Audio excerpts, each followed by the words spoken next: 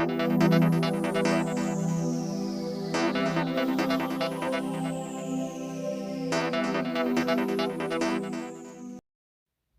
going on, everybody? We are back.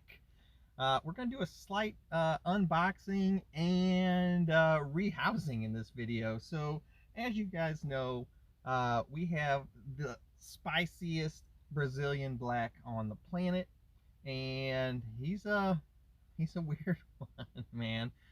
Whenever I walk into the room, he'll threat pose me every single time I just turn on the light and walk in the room. So I'm a little nervous on how today's actually I'm not nervous at all because it is a Brazilian black after all, so I'm not too terribly nervous. So we're going to get him a new house because I think the enclosure he's in, I think he would just be happier. He likes to dig. Well, it could be a he or she. I'm just going to say he because that's what I'm saying.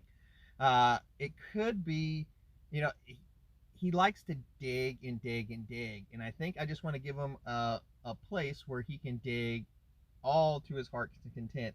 Because I think the reason he's upset all the time is because he doesn't feel safe and he wants to burrow under the ground, but the current small terrestrial Zilla enclosure I have him in, it doesn't really allow him to do that. So what I did is I ordered him a brand new, this is like a mansion for tarantulas. This is a brand new tarantula cribs, 100% acrylic enclosure. They are like crystal clear see-through, as you can see with my hands right there. They are absolutely beautiful, and they hold so much more dirt. He is going to be able to dig and hide as deep and as long as he wants. He said deep and long.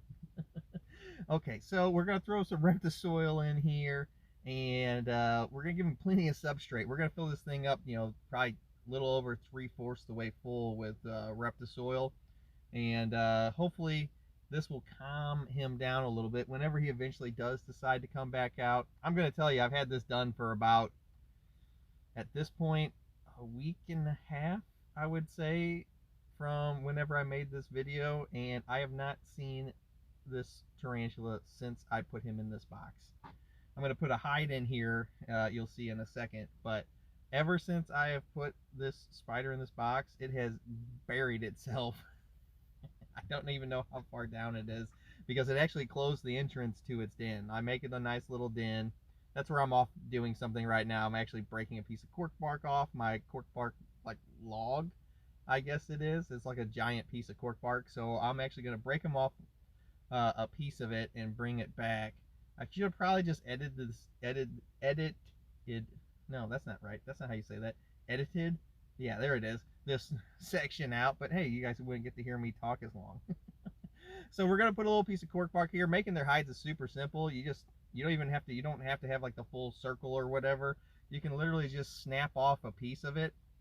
You'll jam one end into the dirt here, and then cover up the back side and have like a little, dig out a little pit for them underneath. Trust me, they'll find it. They'll go right in it every time. As a matter of fact, this is exactly where he lives. You see how he's got that little crevice he can go into? He went in there and took a bunch of dirt, and we'll throw a little green stuff in there just for little foliage, little beautying of the area. And he went in here, and then he took and pushed dirt up and like closed the door. It's like, no visitors. You're done. You're not that guy, pal. All right. So the last thing we got to do is give him some water. So we're going to fill up his little water bowl I put here in the corner. Nice and easy. And if you spill some, that's actually a good thing. Keeps the humidity just a little bit up. All right, Captain Spicy. Now I did just feed him a bunch of crickets yesterday, so I'm hoping he's like fat, happy, and slow. And this goes well, which, you know, you never know with Captain Spicy here. All right, so all we do is I got a water bottle with the bottom of it cut off. I've got my little paintbrush, and I just slowly walk them in. There's literally nothing to this, especially when you're dealing with new worlds. They make it extremely easy on you. So now all we gotta do is carry the bottle over, and I'll show you why you use a bottle here in a second and not a cup. And we're gonna walk him over to his new enclosure. So all I did was set the bottle in here. Now I take the cap off. Now make sure they don't run out. But you can literally just, now you can use, since there's a hole in the top where the cap used to be, you can literally just stick your paintbrush right down in here and walk them straight out the bottom. Go on, Captain Spicy. Nope, you're turning around. Nope, down. Down. Where are you going? You're embarrassing me in front of my friends. Please turn around, good sir. No, I don't think so. I think I will stay. All right, so all I'm going to do here, I'm just going to tickle the front of his legs a little extra. Remember, the less pressure you use, the better they will respond to it. So if you just tickle those hairs that are on their legs, they respond way better to that than if you push on them. If you push on them, a lot of times they will just lock down in place and squish down because they're scared. They think you're going to hurt them. And then they'll just, bam, just like that, they'll walk out into their new enclosure.